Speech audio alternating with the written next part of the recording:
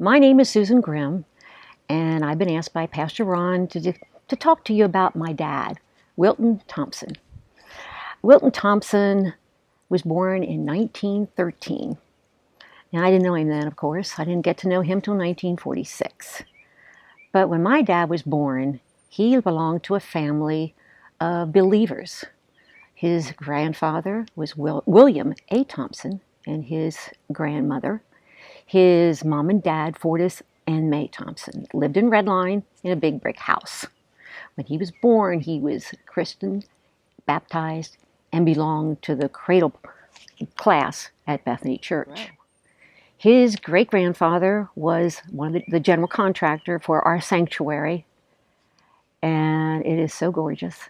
And I know my dad was extremely proud of that beautiful, beautiful building. But his whole family, his sister, who was 4 years older, his brother, who was 2 years older, his brother sang, his sister played the piano, and this is what they did for fun. They sang.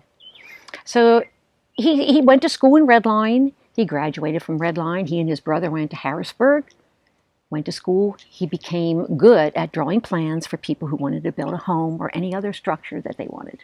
And that was his business. He went into business with his grandfather, W.A. Thompson. He became involved in Bethany Church as a superintendent, as a Sunday school teacher, as anything they needed. And I know he was down there many, many times fixing this, fixing that. And he was in the choir. And as a kid, I sang in the kids' choir with Mrs. Tome.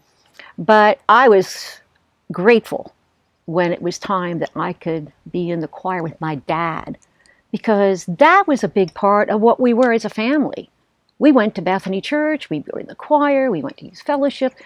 Bethany Church was what we did, family stuff, knew all the people, and this is what he did. This was his expression of his faith in his Savior. He raised us the way I believe he must have been raised. Not too many things we could get away with. He was strict to a point, actually would listen to you if you had an argument about an issue that came up. He was fair. He was loving. I believe that those principles came from his knowledge of the Bible. And he was knowledgeable. He could teach a Sunday school lesson. He and my mom provided my family with a wonderful, loving house to live in, home to live in. And I got old enough then to say, Dad, can you pick me up for choir? So Dad would pick me up for choir. And we would go together to church. And time went by, and it kept going by. And as it does, and Dad was still in the choir, and we still went to choir together. And it was wonderful. I felt really great going to choir with my dad, being a part of his life, because church was a part of everything that he had and did. His outlets were hunting and fishing, and choir, and church, and family.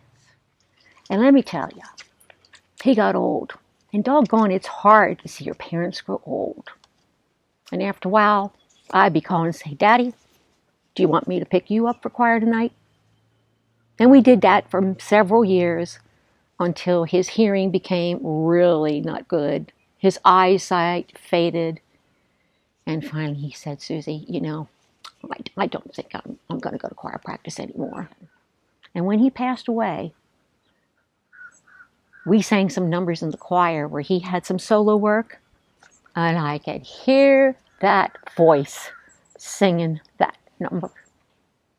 And he was just a wonderful man, a wonderful father, a wonderful example. We weren't perfect. None of us are. But he gave me a wonderful start in life. And I think of him every day. And thank God he was my dad.